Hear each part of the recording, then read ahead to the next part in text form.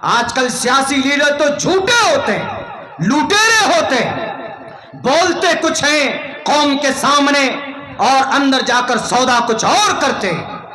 आजकल ये सियासी लीडर झूठे, कज़्ज़ाब, दज्जाल का दूसरा नाम अगर कोई है तो हमारे मुल्क हिंदुस्तान के अंदर ये सियासी लीडरान आपके सामने बड़ी बड़ी बातें करेंगे कि हम तुम्हारे लिए जन्नत बनवा कर देने वाले हैं। मेरे भाइयों, जब तक तुम्हारे हाथ में जन्नत बनाकर न दे दें, यानी इसका मतलब यह है कि अगर कोई वादा करता है, अगर आपके हाथ में वो चीज थमा न दे, उस वक्त तक इन झूठों का एतबार नहीं किया जा सकता। अल्लाह के नबी ऐसे नहीं थे। अल्लाह के नबी बहुत बड़े मुफक्किर, मुदब्बिर, रहमो करम, रहमतुल लिल आलमीन। आप अलैहिस्सलाम ने कहा कि उबादा, तुम्हारी जुबान से इंतकाम की बात निकल रही है और तुम्हारे हाथ में इस्लाम का झंडा। आज अल-यौम यौमुम मलहमा नहीं, आपने एक लफ्ज बदल दिया, एक लफ्ज अल-यौम यौमुम मरहमा है, लाम को रा से बदल दिया, पूरा मतलब चेंज हो गया। अल-यौम यौमुम मलहमा का मतलब खून बहाने का दिन, आज लोथड़े का दिन, आज गोश्त का दिन, आज इंतकाम का दिन, आज अबू जहल के चेलों के जिस्म से खान उधेड़े जाएंगे, ये मतलब है। लेकिन नबी ने कहा अल-यौम यौमुम मरहमा, कि आज इंतकाम का नहीं, आज माफी का दिन, आज रहमत का दिन। और आप अलैहिस्सलाम ने उबादा से कहा कि उबादा, तुम्हारी जुबान से इंतकाम की बात अच्छी नहीं लगती और तुम्हारे हाथ में इस्लाम का झंडा है, इस्लाम का झंडा लो, तुम अपने बेटे को हजरत कैस को दे दो। हजरत कैस को दे दिया गया। इसके अंदर सियासी सूझबूझ कितनी अच्छी, यानी बाप से लेकर बेटे को झंडा दे दिया, ताकि इसमें ऐसा लोगों को महसूस हो कि झंडा भी बाप ही के पास है। और यौम यौमुम मलहमा के लाम को रा से बदल दिया, ताकि सहाबा की जुबान पर ज्यादा बोझ ना पड़े, यौमुम मलहमा को बदलने के लिए यौमुम मरहमा कर दिया। ये इतने बड़े समझदार इंसान, आज तक इस कायनात में किसी माँ ने इतना समझदार बच्चा पैदा नहीं किया। अगर उस ज़ात अक़दस का नाम है तो जनाब मोहम्मद रसूलुल्लाह सल्लल्लाहु अलैहि वसल्लम। इसीलिए कहा गया हमारे हिंदू भाइयों के ग्रंथों के अंदर कि कई जमाने के बाद बहुनाम जन्म नामंते, एक जमाने के बाद, लंबे जमाने के बाद, कई सौ साल के बाद, कई हजार गुजरने के बाद, हजरत आदम कितने साल पहले पैदा हुए? तकरीबन 10,000 साल पहले। ये कहीं पर 8,500 साल है, कहीं पर 9,500 साल पहले हजरत आदम। और आप अलैहिस्सलाम कितने सौ साल पहले पैदा हो? तकरीबन 1490-95 साल पहले आप अलैहिस्सलाम पैदा हुए, यानी तकरीबन 1500 साल पहले जनाब मोहम्मद रसूलुल्लाह पैदा हुए। हज़रत आदम के यानी इंसानी तारीख में सबसे महान इंसान, श्रीमद् भगवद गीता का मंत्र है। हिंदू भाई अभी वेद को कम जानते हैं, ऋग्वेद, यजुर्वेद, सामवेद, अथर्ववेद, उनसे कहिएगा नहीं, लेकिन गीता फट से निकाल के दे देंगे, उसी गीता। इसलिए गीता का श्लोक थोड़ा मैं ज़्यादा एनालाइज करता हूं। उसके अंदर है बहुनाम जन्म नामंते, कई जन्मों के बाद, यानी 1,24,000 23,999 नबी और रसूल के बाद तब एक नबी पैदा होता। बहुनाम जन्म नामंते, ज्ञान का भंडार। बहुनाम जन्म नामंते, कई जमाने के बाद एक ऐसा व्यक्ति जन्म लेगा, जन्म नामंते, ज्ञानवान, ज्ञानी, वाणी। वाणी का मतलब बोलते हैं ना, ये आकाशवाणी है। पहले रेडियो में बोला जाता था कि ये दिल्ली से 9.3 FM आकाशवाणी, ऐसे कुछ बोलते हैं वो लोग। आकाश मतलब आसमान को बोलते हैं, वाणी मतलब हवा को बोलते हैं। आकाशवाणी मतलब हवा के जरिए से बात भेजी जा रही है। कोई भी आपके मोबाइल में कोई बात अगर आती है तो मोबाइल रेडिएशन के ज़रिए से, वो हवा के ज़रिए से वो बातें आप तक पहुंचती है। उसका जो रेडिएशन फैला हुआ है आसमान के अंदर, जो वेब है, जो जाल है, उसके जरिए से पहुंचती है। तो ये सारी चीजें वहीं से ली हुई, संस्कृत से ली हुई। बहुनाम जन्म नामंते ज्ञान वान माम परपद्यते वासुदेवा सर्वमिति समहात्मा सुदुर्लभ। इस मंत्र की मैंने बड़ी तशरीह किया, बहुत सारी तशरीह है इसमें, लेकिन यहां पर यह कहना चाहूंगा कि कई जमाने के बाद, तकरीबन 1,23,999 के बाद, यानी 1.25 अंबिया के बाद जनाब मोहम्मद रसूलुल्लाह आए इस धरती के ऊपर, और उनको ज्ञान वाणी के जरिए ज्ञान दिया गया आप अलैहिस्सलाम को, हजरत जिब्राइल के जरिए। और दूसरी जगह पर, कई जगह पर है, हमें बसोयमिदम बदामी जुष्टम दवा बिरुत मानव सभी हम कामय तत्मुगुर्नम कुर्नुमितम ब्रह्मानम तमुर्शिदम सुमिधाब। मनुष्य देव गुण, ऐसा मनुष्य देव के जरिए से गुण दिया गया, देव जिब्राइल के जरिए से उन्हें तालीम दी गई हो। और अल्लाह के नबी अलैहिस्सलातु वस्सलाम को हजरत जिब्राइल अलैहिस्सलाम ही अल्लाह के नबी के पास आते थे पैगाम लेकर आसमान से जमीन पर, कोई और फरिश्ता नहीं। और अल्लाह के नबी पर ही सिलसिला बंद हो गया, जिब्राइल अमीन अब आसमान से जमीन पर नहीं आने वाले, इसलिए कि सिलसिले नबुव्वत खत अल्लाह के नबी अलैहिस्सलातु वस्सलाम पर आखिरी अवतीर्ण हुआ। हजरत जिब्राइल का लास्ट तक अल्लाह के नबी चले गए इस जमाने से पर्दा करके, आपकी वफात हो गई, तो अब जिब्राइल भी नहीं आने वाला। ये सारी बातें उन ग्रंथों में हैं जो अल्लाह के नबी अलैहिस्सलाम के पैदाइश से 4000 साल पहले लिखी गई। आप अलैहिस्सलाम, हमारे क्रिश्चियन भाइयों, इस्लाम को बदनाम करके, गलतफहमी पैदा करके हमारे मुस्लिम भाइयों को आप बहलाते हो, फुसलाते हो। आपके पास जो बाइबल है, मता, मरकस, लूका, यूहन्ना, बरनयास, 5 है ये बाइबल में बरनयास तो बैंड है, पता नहीं कहां है, ये किताब नहीं मिलती दुनिया के अंदर, इसके ऊपर पाबंदी। बाकी मता है, मरकस है, लूका, यूहन्ना, ये 4 किताबें पाई जाती। इन 4 किताब में पढ़ लीजिए, अगर पुराना नुस्खा मिल जाए।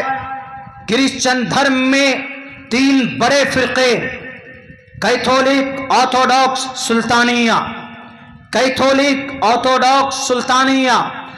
कैथोलिक का अकीदा अलग है, यानी टोटल क्रिश्चियन में समझिए 1 या 2 फिरके का यह अकीदा है कि इस जमीन के ऊपर खुदा 3 है। हजरत ईसा को अल्लाह का बेटा मानते, और हजरत ईसा को रूहुल कुदुस, यानी ये कहते हैं कि खुदा एक है, लेकिन उस खुदा का 3 हिस्सा है। वो खुदा बेटा है, ईसा हजरत ईसा अल्लाह का बेटा है। और यहूदी लोग तो कहते हैं कि हजरत उज़ैर जो नबी थे, रसूल नबी थे, उनको अल्लाह का बेटा मानते। लेकिन अल्लाह ने कहा लम यलिद वलम यूलद वलम यकुल लहू कुफुवन अहद, अल्लाह का बेटा नहीं, अल्लाह किसी का बेटा नहीं, अल्लाह किसी का माँ बाप नहीं। कुरान करीम सबसे बड़ी दलील, बाइबल में भी he has no child, he has no father and mother. Bible में कि वो जो ईश्वर होता है उसका ना फादर है ना मदर है। हमारे क्रिश्चियन भाइयों, जब बाइबल के अंदर ये बात लिखी हुई है कि वो खुदा, वो ईश्वर, वो परमात्मा, वो गॉड, उसका कोई ना माँ है ना बाप है, तो आप हजरत मरियम को और हजरत ईसा को अल्लाह का बेटा और हजरत रूहुल कुदुस को एक अलग खुदा, यानी वो ये कहते हैं कि खुदा एक है लेकिन उसी एक खुदा का 3, यानी एक है खुदा एक है और एक का 3 है। तस्लीस, यानी इतना उलझा हुआ अकीदा है कि आप पढ़िएगा ना, उठाकर किताब फेंक दीजिए। बस इतना समझिए कि 3 खुदा का तसव्वुर क्रिश्चियन के अंदर, लेकिन इनके ग्रंथों में नहीं। अगर कोई मुसलमान कहता है कि अल्लाह 99 है, चूंकि 99 नाम है, खुदा का कुरान पर अमल कीजिएगा कि अपनी अकली दलाइल पर अमल कीजिएगा। अगर आप कुरान पर अमल करते हैं तो सच्चा मुसलमान, कुरान के मुताबिक आपका अकीदा है तो आप सच्चा मुसलमान। लेकिन अगर आप अकल की रोशनी में देखेंगे, आपकी अकल ये कहेगी कि नहीं नहीं 99 नाम है, खुदा इतना ताकतवर है, 99 खुदा, तो आप फिर मुसलमान नहीं हो सकते। मेरे क्रिश्चियन भाइयों, मेरे नसरानी भाइयों, मैं आपसे कहूंगा कि आप इस कुरान पर अमल कीजिए, आप अपने बाइबल पर अमल कीजिए। बाइबल के पुराने मुसव्वदों के ऊपर जो अकाईद बयान किए गए हैं उस पर अमल कीजिएगा तो मुमकिन है कि आपको निजात मिल सकती है, अगर आप उसके हिसाब से अमल करें तो। वरना अगर आप अल्लाह को तीन मानेंगे, हजरत ईसा को अल्लाह का बेटा मानेंगे, हजरत मरियम को बीवी से तस्लीम करेंगे, रूहुल कुदुस को अलग खुदा मानेंगे, तो नहीं चलेगा, ये बाइबल के खिलाफ हो जाएगा। किसी भी मैदान में आपके सवाल का जवाब या आपसे डिस्कस बहस करने के लिए मुझ जैसे तालिब इल्म नाचीज तैयार, आप कभी भी नहीं जीत सकते। यूरोप के अंदर जितने भी खून बहाए गए ये सारे क्रिश्चियन बादशाह थे। कुर्तबा की जामे मस्जिद को कलीसा बनाया, गिरजा घर में बदल दिया, किसने? क्रिश्चियन बादशाहों ने। मेरे मुस्लिम भाइयों, आप पैसों की वजह से चले जाते और कहते हो कि हमें वहां से फायदा मिलता। बीबी सुमैया के जिस्म के टुकड़े किए गए, ईमान का सौदा नहीं किया। जंगे उहद के मैदान में उम्मे अम्मारा के जिस्म पर 90 तीर के जख्म लगे और शहीद हो गई अल्लाह के नबी के कदम मुबारक पर, ईमान का सौदा नहीं किया। ये ईमान वाले होते, ये पहचान होती। चंद रुपयों की वजह से, पैसों की वजह से ईमान दुनिया के अंदर, अल्लाह भी कहता है कि मेरे खजाने में ईमान से बड़ी कीमती कोई दौलत है ही नहीं। अल्लाह के खजाने में तमाम दुनिया का खजाना किसके पास? अल्लाह के पास। और अल्लाह कहता है कि मेरे पास ईमान से बड़ी कोई दौलत ही नहीं। ये दौलत आपको मिली हुई ईमान, इसका बेसिक अकीदा एक अल्लाह को मानना। 1.25 लाख नबियों ने यही कहा कि अल्लाह को एक मानो। अरे हजरत ईसा ने खुद कहा कि अल्लाह को एक मानो, वह अल्लाह को एक मानते थे और एक अल्लाह की तबलीग भी करते थे। और जिसके पादाश में इन यहूदियों ने, इन कमबख्तों ने आपकी कत्ल की साजिशें रची, चौमेखा करने की कोशिश की गई, लेकिन अल्लाह ने उनको सही सलामत जमीन से लेकर आसमान पर उठाया, हजरत ईसा अलैहिस्सलाम। इसीलिए जो लोग बहकावे में आ जाते हैं, आपके पास जो कीमती दौलत है ईमान का, इसको लुटने मत दीजिए। दूसरी बात, और भी लोग आ जाते हैं हमारे में से ही। कुछ लोग तो कहते हैं कि मुझे मेहदी मानो। वो जो आपके इलाके में भी चल रहा है शायद, मिर्जा एक तो गुलाम अहमद कादियानी था, अंग्रेज का एजेंट, और आज एक शकील साहब निकल पड़े, वो कहते नहीं मुझे इमाम मेहदी मानो, मुझे मेहदी मानो, मैं मुकाबला करूंगा किससे? दज्जाल। अल्लाह के नबी के हदीस में है कि उसका नाम मेरे नाम पर होगा, यानी उनका नाम मोहम्मद होगा। कौन? हजरत मेहदी। जब आएंगे बिल्कुल आखिर का जमाना होगा और लोग उनको पहचान लेंगे, उनका नाम मेरे नाम पर होगा और उनके अब्बा का नाम मेरे अब्बा के नाम पर होगा। अल्लाह के नबी का नाम मोहम्मद, अब्बा का नाम इब्ने अब्दुल्ला।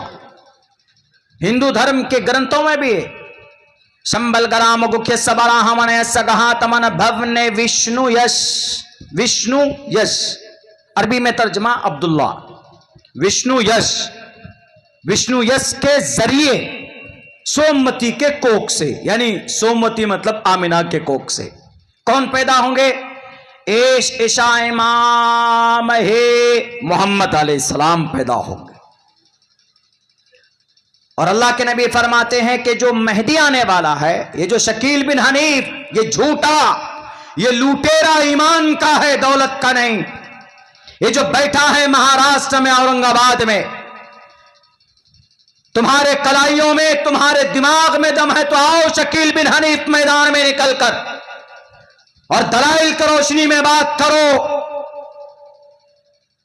हजरत मेहदी जब आएंगे 9 बरस तक रहेंगे, बस इसको मेहदी होने का दावा किए हुए 10 साल से ज्यादा हो गए। उनका नाम होगा मोहम्मद इब्न अब्दुल्ला और इस कमबख्त का नाम है शकील बिन हनीफ। ये यहीं का रहने वाला है, ये दरभंगा का उस्मानपुरा कोई जगह किसी बस्ती का नाम। हमारे इलाके में गया था तो इनकी अच्छी तरीके से कुटाई की गई थी, इसलिए ये सब एजेंट हैं, ये सब लुटेरे हैं, ये सब दज्जाली ताकत का रिजल्ट है। इसलिए मुसलमानों इन सब खुराफात से अपने ईमान को बचा कर रखो। वो ईमान जिससे बड़ी कीमती दौलत अल्लाह ने इस जमीन पर कोई दौलत नहीं दी। ईमान की दौलत है। अल्लाह कहता है कि अगर ईमान तुम्हें मिल गई तो इससे बड़ी दौलत मेरे खजाने में कुछ है ही नहीं, खोल कर देखो कोई दौलत नहीं। अल्लाह कहता है कि मेरे खजाने का सबसे कीमती दौलत अगर मुसलमान के पास कुछ है तो उनका ईमान। और ये क्रिश्चियन आपके ईमान के ऊपर कब्जा करते। क्या कहते? आओ तुमको हम पैसा देते, तुम जीसस को मानो, तुम मैरी को मानो, तुम रूहुल कुदुस को मानो, तुम कैथोलिक बन जाओ, तुम ऑर्थोडॉक्स बन जाओ। अच्छे नेचर से अच्छी तरीके से बात करेंगे, वो कभी लड़ेंगे झगड़ेंगे नहीं। मेरा बचपन में जब मैं पढ़ रहा था, गालिबन उस वक्त मैं अरबी अव्वल पढ़ रहा था। अरबी अव्वल का मतलब अरबी में पहले क्लास में था, फारसी यूकेजी नर्सरी, अरबी अव्वल मतलब फर्स्ट क्लास में थे हम अरबी अव्वल में। तो मेरी अतरी में इन्फेक्शन हो गई थी, तो पूरे ब्लडिंग हो गई थी, बेहोश हो गया था। डॉक्टर ने कह दिया ही विल बी डाई, बहुत जल्दी मर जाए। चलो 24 घंटे रखा, तकरीबन 2 पैकेट ब्लड का उन्होंने हमें चढ़ाया। थोड़ी जान आई तो वहां मदरसे का बड़ा लंबा चौड़ा बिल बना दिया। उन्होंने किसी ने मशवरा दिया कि इस बच्चे को आप फला हॉस्पिटल में लेके जाएं। क्रिश्चियन हॉस्पिटल में गए तो वहां पर हमें 1 हफ्ता रखा गया, तो बहुत कम मामूली बिल 700 कुछ रुपए। ये बहुत जमाने की बात नहीं, गालिबन सन 2004 या 5 की बात है। 700-800। एक सिस्टर आती थी। क्रिश्चियन धर्म में शादी के बगैर कौम के लिए, अपनी मजहब की इशाअत के लिए काम करना सबसे बड़ा पुण्य माना जाता है। जो औरत, जो लड़की, जो सिस्टर शादी के भावना को त्याग कर, यानी शादी नहीं करेगी, वो अपने मजहब के प्रचार के लिए जाएगी, तो सबसे मोहतरम उसको माना जाता है, उस औरत को। और आप देखेंगे कि बहुत सारी औरतें, बहुत सारी सिस्टर अपने मजहब की इशाअत में, क्रिश्चियन धर्म की इशाअत में लगी हुई होती, शादी नहीं करती, उनको सिस्टर बोलते। तो हमें एक, वही मैं छोटा था उस वक्त में, एक लेडी आती थी, एक सिस्टर आती थी देरी, मतलब इस अंदाज में आपसे बात करेंगी, इस कल्चर में, जो कल्चर खुश होकर बात करना, सामने वाले की किसी भी उसके गुस्से पर ऐसा वो करना, रिएक्ट करना कि सामने वाला अगर आ रहा गुस्से में मारने के लिए तो इस हिसाब से बात करते आपका गुस्सा ठंडा हो जाए।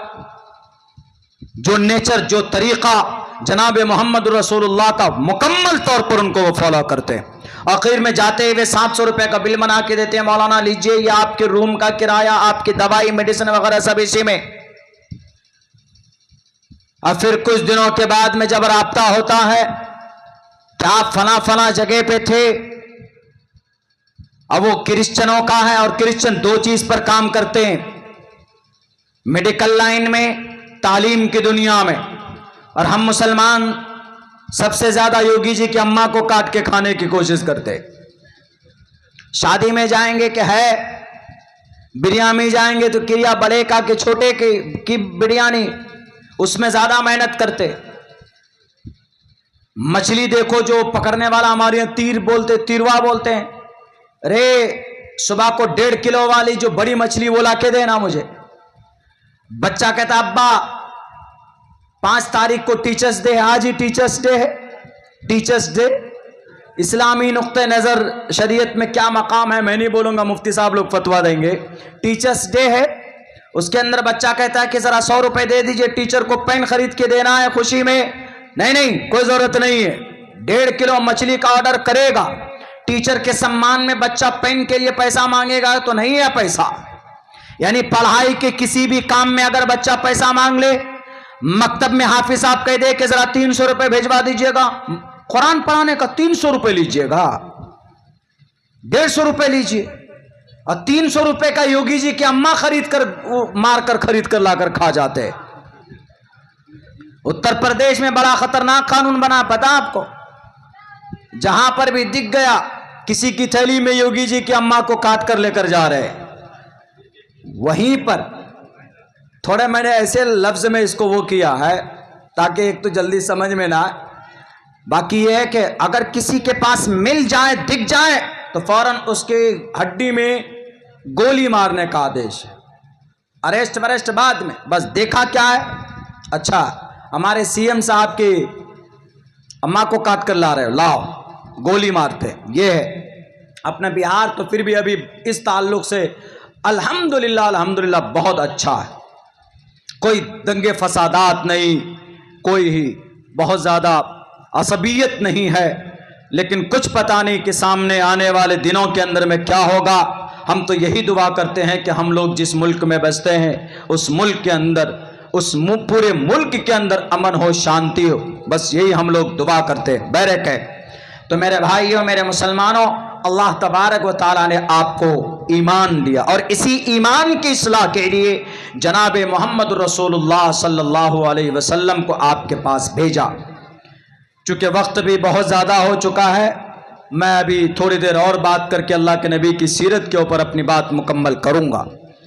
इस मुबारक महीने में हम लोग जलसे करते हैं, प्रोग्राम करते कि अल्लाह के नबी इस मुबारक महीने में आए, तो सबसे बड़ा दावा ये है कि आपकी जिंदगी के अंदर अगर आप मोहम्मद रसूलुल्लाह से मोहब्बत करते हैं तो बड़ा जलसा करने से मोहब्बत का फरीज़ा अदा नहीं होगा, बल्कि आप अलैहिस्सलाम की जीवनी में करना क्या है वो आपकी जीवन में हो, ये सच्चे बड़ा आशिक रसूल होने का ये होने की दलील होगी और ये सबूत होगी। ये नहीं कि बड़ा जलसा कर लिया साल में एक मरतबा के मौलाना चलिए 12 रबीउल अव्वल के मौके पर, रबीउल अव्वल के महीने में इख्तिलाफी रिवायत है कि 12 को हुए कि 9 को हुए, अल्लाह के नबी अलैहिस्सलाम इस दुनिया में आए। उधर नहीं जाऊंगा मैं, लेकिन इतना कहूंगा कि आप सच्चे आशिक रसूल हैं तो कोशिश कीजिए कि आपकी जिंदगी के अंदर सुन्नत हो, अल्लाह के नबी की सुन्नत के मुताबिक उस पर आप अमल करने की कोशिश करें। वो अल्लाह के नबी अलैहिस्सलाम जिनके ऊपर इल्ज़ाम लगते हैं, लोग आज भी लगाते हैं, उन्हें अल्लाह के नबी अलैहिस्सलाम की सीरत को पढ़कर और बताने की ज़रूरत है, समझाने की ज़रूरत है। जो लोग नहीं जानते, नहीं समझते, मेरे भाइयों, आज दुनिया में जंगें हो रही, जंग के मैदान में अल्लाह के नबी अलैहिस्सलातु वस्सलाम का क्या आदेश और उपदेश है वो सीरत नबवी के अंदर मौजूद। अल्लाह के नबी भी जंगें लड़ी आप अलैहिस्सलाम ने, मौका आ जाए तो जंग करना गलत नहीं है। मेरे हिंदू भाइयों, आप अलैहिस्सलातु वस्सलाम की 9 जंगें आप याद करते हो, आप कहते हो कि नहीं मोहम्मद रसूलुल्लाह ने 27 गज़वात में आप शरीक हुए, उनमें 9 में जंगें लड़ी है आपके नबी ने। हम कहते हैं कि हाँ जंगें लड़ी, इसका एतराफ़ भी करते हैं, और आप अलैहिस्सलाम ने बबांगे दुहल जंगें लड़ी है जनाब मोहम्मद रसूलुल्लाह ने। जंगे बद्र के मौके पर, जंगे उहद के मौके पर आप अलैहिस्सलाम ने जंगी लिबास भी पहने, आपकी सिर्फ आंखें नजर आ रही थी, आप अलैहिस्सलातु वस्सलाम सिर्फ नबी और रसूल नहीं थे। लेकिन मेरे हिंदुस्तान के हिंदू भाइयों, अगर आपको सिर्फ इस बात पर एतराज है कि आपके नबी तो तलवार लहराकर 9 जंग में आए और 9 जंगें लड़ी है, जिनमें मैदान कारजार में रणभूमि में यानी कुरुक्षेत्र के अंदर जंगें लड़ी है मोहम्मद रसूलुल्लाह ने, यकीनन जरूरी था अगर आप जंग नहीं लड़ते तो नबी और नबी के मानने वालों का खात्मा कर दिया जाता। सेम उसी तरीके पर जैसे जंगे बद्र में जैसे महाभारत के मैदान में कौरव और पांडवों की लड़ाई थी, वहां पर लड़ाई लड़ी गई अपने चचेरे भाई अपनी फुफेरे भाई के दरमियान, यानी एक ही खानदान की जमीन और जायदाद की लड़ाई थी। जंगे बद्र के अंदर और जंगे ओहद के अंदर तारीख भी गवाह है, हमारी सीरत और हमारी अल्लाह के नबी की तारीख ज्यादा मुस्तनद किताबों के अंदर मौजूद। आप अलैहिस्सलातु वस्सलाम जब जंगे बद्र में थे तो कोई गैर नहीं था, वहां पर कौरव और पांडु थे, पांडु 5 भाई, कौरव 100 भाई मैदान में थे। एक तरफ दुर्योधन था तो एक तरफ अर्जुन था, यहां पर भी एक तरफ जनाब मोहम्मद रसूलुल्लाह थे तो दूसरे तरफ आप अलैहिस्सलाम का सबसे बड़ा जानी दुश्मन अबू जहल था, वो कोई और नहीं था। एक तरफ अबू बकर है तो अबू बकर के बेटे, दूसरे तरफ अबू बकर के खून के प्यासे हैं। एक तरफ हजरत उमर फारूक है तो उनका मामू दूसरे तरफ है। एक तरफ हजरत हुजैफा है तो उनके अब्बा उतबा एक तरफ है, यानी वहां पर भी खानदान की लड़ाई थी, यहां पर भी खानदान के बीच लड़ाई थी। वहां पर जमीन की लड़ाई थी, यहां पर अकीदे की लड़ाई थी, यहां पर हक और बातिल की लड़ाई थी। अल्लाह के नबी ने कहा लड़ूंगा, मुकाबला करूंगा और अबू जहल जैसे फिरौन का गुरूर तोड़ूंगा।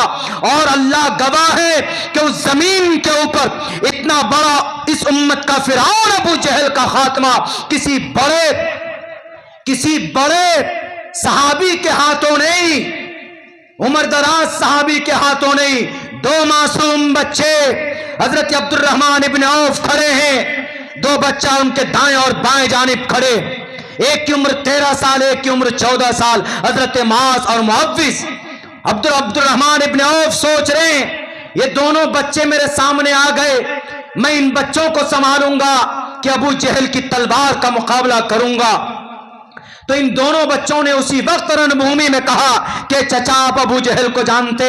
उन्होंने कहा क्या करोगे? कहा कि मैं उसकी गर्दन उतार दूंगा कमबख्त की। क्यों? वो अल्लाह के नबी को दीवाना कहता है, अल्लाह के नबी को जादूगर कहता है, अल्लाह के नबी को तकलीफें पहुंचाता, अल्लाह के नबी की कत्ल की साजिश की, मारने की कोशिश की, इसीलिए अल्लाह की लाई हुई दीन की मुखालफत करता है और सिर्फ अदावत के बलबूते पर अल्लाह का इनकार करता है। वरना अल्लाह को सबसे ज्यादा पहचानता था वो अबू जहल, सिर्फ गुमराही और सिर्फ अनानियत की वजह से, झूठी शान और शौकत को बरकरार रखने की वजह से नबी के सामने ढोंग करता था, इनकार करता था, वरना उनसे ज्यादा अल्लाह को कोई नहीं पहचानता था। अल्लाह के नबी या उस वक्त कुफार और मुशरिकीन मक्का में उनसे ज्यादा समझदार भी कोई नहीं था। अल्लाह के नबी ने उनके लिए, उमर इब्न खत्ताब के लिए दुआएं की थी तो दुआ कबूल हुई। हजरत उमर फारूक के लिए वो इस्लाम में आ गए। इन दोनों नौजवानों ने कहा जरा बताइए अब्दुर्रहमान इब्न औफ चचा अबू जहल कहां मिलेगा? कहा सामने। फौरन दोनों नौजवान जाते। आज हमारा नौजवान 14 साल का बच्चा मोबाइल के अंदर पबजी गेम खेलेगा, आज हमारा 9 साल का बच्चा पुष्पा 2-3 देखेगा, आज हमारा नौजवान बच्चा नेटफ्लिक्स में जाकर और दुनिया भर की मूवीज डाउनलोड करके वो रातों को 2-2 बजे तक जागता और 10 बजे दिन में उठेगा। फजर की नमाज गायब, नमाज तो दूर की बात, वजू के फराइज उन्हें नहीं आते इन बच्चों के। अल्लाह के नबी अलैहिस्सलाम की जीवनी में सिर्फ अल्लाह के नबी नहीं बल्कि आपने जिन सहाबा को बनाया था मेरे नौजवानों, वो भी आपके लिए मशाले राह है। असहाबी कन्नुजुम बिअय्यिहिम इक्तदैतुम इहतदैतुम। यही वजह है अल्लाह ने कहा कि वो जुर्म बाद में करेंगे, उनकी माफी का ऐलान पहले करता। हजरत माज मुअव्विज दोनों झपटे अबू जहल को लपक कर उनके पैर में मारता है। अबू जहल घोड़े से नीचे गिर जाता और उसका बेटा इकरमा फौरन आकर अपने बाप के दिफा में मास के गर्दन पर तलवार मारता। पूरी गर्दन ये बाजू कट जाती, सिर्फ खाल लगी रहती, फिर भी भागते नहीं। आजकल हम सलमान खान, शाहरुख खान के उनके फिल्मों और उनके गानों के दीवाने हमारे नौजवान। जवानी अल्लाह ने दी है तो इस जवानी को अली के तरह बनाओ। 70 आदमी जिस दरवाजे को उठाता था अली ने एक हाथ में उठाकर फेंक दिया था गजबे के दरमियान में। मेरे नौजवानों, अल्लाह ने जवानी दी है, आपके लिए रोल मॉडल है हजरत मुआज और हजरत मुअव्विज रजी अल्लाह ताला अन्हुम। ये नौजवान सहाबी रणभूमि में, मैदान में पीछे नहीं हटे। जंगे बद्र की बात, पहली जंग इस्लाम की, जंग लड़ी गई थी। अगर जंग नहीं लड़ी जाती तो अबू जहल खत्म कर देता। बल्कि अबू जहल के मानने वालों ने, उनके साथ जो थे, उन्होंने कहा कि चलिए अब तो हमारा तिजारती काफिला निकल गया है, तफसील है उधर नहीं जाऊंगा। निकल गया। वो कहा कि नहीं, बिल्कुल नहीं, ये जो शराब लेकर आ रहा हूं, इतनी 14 औरतें, शराब और कबाब, इसका इस्तेमाल कब होगा? चलो ढोल और धमाके और डीजे बजाते हुए मैदान बद्र में 130 किलोमीटर की दूरी थी मदीने से बद्र का मैदान। आज उस बद्र के मैदान को ये दकियानूसी, ये यहूदियों के दोस्त, सऊदी अरब का फरमारवा हाथ मिला चुका है यहूदियों से, क्रिश्चियनों से, नसरानियों से। और उस बद्र के मैदान को, हक और बातिल के बीच में जो जंग लड़ी गई, उस मैदान को खेल का मैदान बना दिया, स्पोर्ट क्लब में बदल दिया। वहां डांस करवाए जाते, कभी कभी तो वहां पर छुपकर शराब की महफिलें सजाई जाती। ऐसा हो रहा। इसीलिए वो बाल आ रहा इस उम्मत पर कि जब हम सहाबा की तारीख को, अल्लाह के नबी की तारीख को हम खुद अपने हाथों से कुरेद कुरेद कर जब मिटाते। मेरे भाइयों, जंग लड़ी गई, वो सहाबी लड़ रहे थे हजरत मुआज। जब एक हाथ उनकी ये बाजू जब लटक रही थी तो उनको दिक्कत हुई, तो फौरन पैर के नीचे डालकर उसको जोर से खींचते हैं, वह हाथ उनके जिस्म से अलग हो जाता है।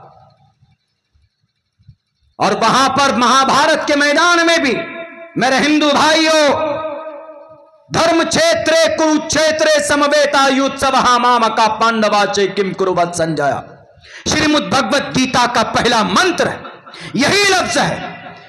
एक वर्ड आगे पीछे नहीं बोल रहा है अब्दुल्ला। धर्म क्षेत्र कुरुक्षेत्र, बताओ संजो जरा मेरे कौरव और पांडवों के बीच में कौन जीत रहा है?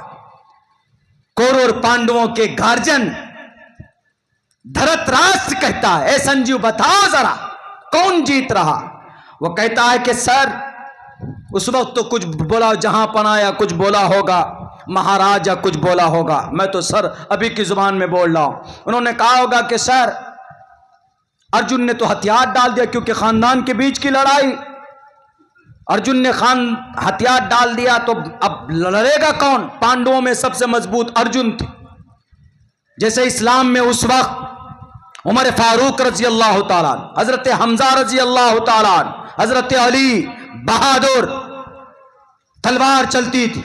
जैसे हमारे करीब के तारीख में हजरत टीपू सुल्तान फतेह अली खान रहमतुल्लाहि अलैह, जैसे तलवारबाज निकले। हमारे नौजवानों को तो तलवार तो दूर की बात, उन्हें लाठी भी चलानी नहीं आती। मुहर्रम के महीने में 52 हाथ का ताजिया बना लेंगे कंधे पर उठाकर और जाकर बिजली के तार से टकरा जाएंगे, मर जाएंगे। लेकिन उनसे कहिए कि तलवार चलानी आती है, तलवार तो दूर की बात, लाठी भी घुमानी नहीं आती, वो तो दूर की बात। आज उनसे कहिए कि ट्रेडमिल में 5 किलोमीटर दौड़ो तो अभी वहीं बेहोश होकर गिर जाएंगे। हमारे नौजवानों की यह हालत क्यों? मोबाइलों के अंदर आप 5-5 घंटे वक्त जाए करते। अगर आप इन जवानी को, इन औकात को, 5 सुबह उठते हैं, फजर की नमाज के बाद नाचीज का मामूल, फजर की नमाज के बाद 25 से 30 मिनट तक मैं अपने घर के अंदर वर्जिश करता हूं। मिल जाएंगे आपको मेरे घर के अंदर वर्जिश के औजार, घड़ी के अंदर ट्रेडमिल है और भी दूसरी चीजें हैं। आप वर्जिश कीजिए, आप कसरत कीजिए, अपने बाजुओं को मजबूत कीजिए, सेहतमंद मोमिन बनिए, अपने अंदर ताकत पैदा कीजिए इस नीयत के साथ कि सेहतमंद रहूंगा और अल्लाह को सेहतमंद मोमिन ज़ईफ मोमिन से ज्यादा पसंद है। मेरे बदन के अंदर ताकत होगी, इबादत करने के अंदर चुस्ती और फुर्ती आएगी, तो आपका वर्जिश करना भी बाइसे सवाब है। अल्लाह तो सवाब देना चाहता। तो सहाबा किराम थे, मैदान रणभूमि के अंदर मुंह छुपाकर नहीं भागते थे। आज हम मुंह छुपाकर भाग जाते। आज अगर कोई गवर्नमेंट कोई अगर गलत नीति लाकर आपके सामने पेश करता है तो आप मैदान में नहीं निकलना चाहते कि नहीं मौलाना हमें अंदर कर दिया जाएगा। बुज़दिली की अलामत है, बल्कि गलत पॉलिसी आती है तो बोल सकते, आपको शरीयत भी इसकी इजाजत देती है और भारत का संविधान भी इसकी इजाजत देता है। आर्टिकल नंबर 19 पढ़ लीजिए जाकर, freedom to speech to assemble peaceably without arms. आपके खिलाफ कानून बनेगा, वक्त प्रॉपर्टी के खिलाफ कानून बना, आपको बोलना चाहिए, आपको मैदान में आना चाहिए। आपसे मतलब हम उम्मत, हम लोग और खुसूसन नौजवान, पूरे सारे मजमूई एतबार से मैं बोल रहा हूं, लेकिन सब कहीं ना कहीं डरे हुए, कहीं ना कहीं बुज़दिली अंदर आ गई, क्योंकि हमारा अमल ही गंदा होता चला जा रहा है। ताकत आती है अंदर से, रूहानियत, रूहानी ताकत, ईमान से, ईमान मजबूत होगा, रूहानी ताकत मजबूत होगी। अब अंदर से मजबूत होंगे तो दुनिया के किसी शराबी नेता से नहीं डरेंगे, दुनिया के किसी फासिक व फाजिर कानून से नहीं डरेंगे। इसीलिए मेरे भाइयों, अल्लाह के नबी ने जंगें लड़ी, पूरी दुनिया को बता दो दुनिया वालों, अल्लाह के नबी ने जंग लड़ी है किसी के ऊपर जुल्म ज्यादती करने के लिए नहीं, बल्कि हक व बातिल के दरमियान में अपनी शनाख्त को बाकी रखने के लिए, जुल्म के खिलाफ मैदान में दुनिया को बताने के लिए, चूंकि आप अलैहिस्सलातु वस्सलाम को रोल मॉडल बनाकर भेजा था। इसलिए हिंदू भाई अगर एतराज करता है तो आपको बताना पड़ेगा उन्हें कि अल्लाह के नबी ने जंग लड़ी है, लेकिन ये राक्षस के खिलाफ लड़ी। जैसे महाभारत के अंदर पांडवों ने कौरवों के खिलाफ लड़ी थी, और वहां पर जब अर्जुन ने हथियार डाले थे तो उस वक्त एक ईश्वर नमूदार हुए जिनको कृष्ण जी कहा जाता है, वो विष्णु थे, 8वीं शक्ल बनाकर आए और उन्होंने कहा कि अर्जुन कुतस्तवा कश्मनिदम विश्वे समुपस्थितम अनार्य जुष्टम कीर्ति कर्म जुनहा। बुज़दिली को जगह मत दो, मैदान में मुकाबला करो, सामने अधर्मी लोग। जब महाभारत लड़ी जा सकती है, कौरव नाहक थे, पांडु हक पर थे, जैसे इसी तरह अल्लाह के नबी अलैहिस्सलाम हक पर थे, अबू जहल नाहक था। 70 कुफ्फार मक्का मारे गए और 70 कैदी बनाकर लाए गए। और पता है आपको, उस मैदान कारजार में अल्लाह के नबी का एक अमल बताता हूं। मैदान कारजार में सफ़ें सीधी हो रही, उधर कुफ्फार है, एकदम अबू जहल तना हुआ है, ढोल बज रहे हैं, औरतें अशार पढ़ रही जोश दिलाने के लिए। अल्लाह के नबी अलैहिस्सलाम, उधर तकरीबन 300 घोड़े, इधर 2 घोड़े, 1000 की तादाद, उधर 313, 314, 300 मानी, 325 इधर। उनके पास सारे हथियार, तलवार, इनके पास किसी के हाथ में डंडी, किसी के हाथ में टूटी हुई तलवार, किसी के हाथ में पुरानी तलवार, किसी के पास नेजा है तो भाला नहीं, भाला है तो वो नहीं, ढाल नहीं। खड़े हैं मैदान में। एक सहाबी आए, 2 सहाबी आए, अल्लाह के नबी ने पूछा कहां थे? अरे जंग के मैदान में लड़ने के लिए तुम थे कहां? देखो हम 313 ही हैं, थे कहां? यानी उस वक्त अगर आदमी ज्यादा आ जाए तो हिम्मत की बात होती है क्या ना? उन्होंने कहा अल्लाह के नबी, रास्ते में कुफ्फार मक्का ने रोक लिया था, पकड़ लिया था और ये कहा कि मोहम्मद की मदद को जा रहे हो। तो हमने कहा कि नहीं, मदद को नहीं जा रहे। कहा बिल्कुल मदद मत करना। तो हमने उनसे वादा किया। तो अल्लाह के नबी ने कहा अच्छा वादा किया, वादा पूरा करने का नाम मोहम्मदुर रसूलुल्लाह, ये सिफत हमारी। अल्लाह के नबी ने कहा कि वादा उनसे किया, चलो तुम उस वादे को पूरा करो। हालांकि जंग के मैदान में हर चीजें जायज हो जाती, लेकिन अल्लाह के नबी ने कहा तुमने वादा किया कि जंग नहीं करोगे, जंग में शरीक नहीं होगे, तो बैठ जाओ खेमे में जाकर, चूंकि तुमने वादा किया। दुनिया में कोई माए का लाल है जंग के मैदान में, सहाबी हैं, लड़ सकते हैं, लेकिन एक पीछे कुफ्फार मक्का ने रोका और वादा किया कि हम मोहम्मद के साथ जंग में शरीक नहीं होंगे।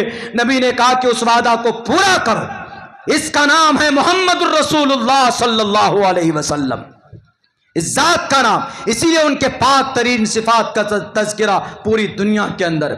मेरे भाइयों, सीरत पर बयान पूरी रात की जाए तो कम पड़ जाती, लेकिन बहर कैफ पूरी रात बयान की ज़रूरत नहीं है। बस मैं आखिर के अंदर इतना ही कहूँगा, मेरे खुसूसन नौजवानों से 3 चीज़ों पर मैंने ज़्यादा ज़ोर देने की कोशिश की है। हमें पता चला कि इस इलाके के अंदर इर्तिदाद का बड़ा माहौल है, लोग क्रिश्चियन बनते चले जा रहे हैं। बस मैं उनसे इतना कहूँगा कि आज आपको वो गांधी जी देंगे, ज़्यादा से ज़्यादा आपके घर का खर्च चलाने के लिए दे देंगे, लेकिन जब आपकी आंखें बंद होगी तो अल्लाह के सामने क्या मुँह लेकर जाओगे? अल्लाह पूछेगा कि दुनिया के सबसे कीमती ख़जाना मैंने तुम्हें दिया था। इसीलिए अपनी ईमान की हिफाजत कीजिए। फितने शकीलियत जो आपके इलाके में, और उन उलमा को मैं सलाम करता हूँ जो हमारे उलमा उनके ख़िलाफ़ मस्जिद में, महफिल में, जलसों में आपके लोकल उलमा बड़ी कुर्बानी पेश करते हैं, जो उनके गलत प्रोपेगेंडे को, गलत अकीदे को आपके सामने लाकर रखते। वो भी आपके ईमान को ही लूटते।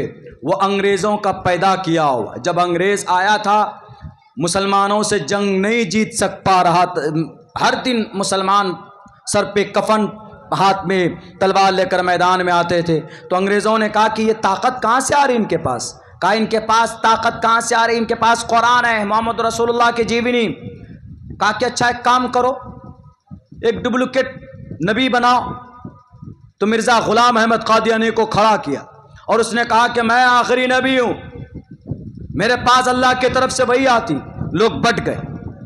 कुछ लोग ऐसे होते सीधे साधे, बट जाते, कह रहे नहीं नहीं, यानी आप कुछ लोग तो हो ही जाते, जिसको अंधभक्त बोलते, हो जाते कुछ लोग ऐसे। तो खेमे के अंदर में इंतशार पैदा किया ताकि ये मुसलमान टूट जाए। तब से लेकर चला आ रहा गुलाम अहमद कादियानी एक फितना, कुरान और हदीस के खिलाफ। वो काफिर है, मुजरिम है। ये उसी के पालतू चेले हैं, उसी कड़ी को आगे बढ़ाने की कोशिश कर रहे हैं। ये जहां पर भी मिले इनके सामने डट कर पुरजोर अंदाज में, मेरे नौजवानों, उनसे मुकाबला करो, इल्मी अंदाज में बहस करो। क्या दलील है तुम्हारे पास? लेकिन इतना सीखना भी जरूरी। सिर्फ पुष्पा 2 देखते रहेंगे, सिकंदर देखते रहेंगे तो नहीं होगा ना। हमारा नौजवान फिल्में ज़्यादा देखता, वेब सीरीज़ ज़्यादा देखता। आजकल तो फिल्में हिंदू मुसलमान पर बनने लग गया, ये फाइल बनने लग गया, वो फाइल बनने लग गया। इसीलिए ये चीज़ें आपके जहन को बर्बाद करने के लिए, भारत के अंदर हिंदू मुसलमानों के बीच में और नफरत की दीवार खड़ी करने के लिए इस तरह की हरकतें की जाती। इसीलिए मेरे नौजवानों, खुसूसन आपसे दरख्वास्त है कि इस पुरफितन दौर में आप तालीम को अपना शेबा बनाइए। आप अपनी ज़िंदगी का एक मार्गदर्शन तय कीजिए कि हमको किस मार्ग का दर्शन करना है।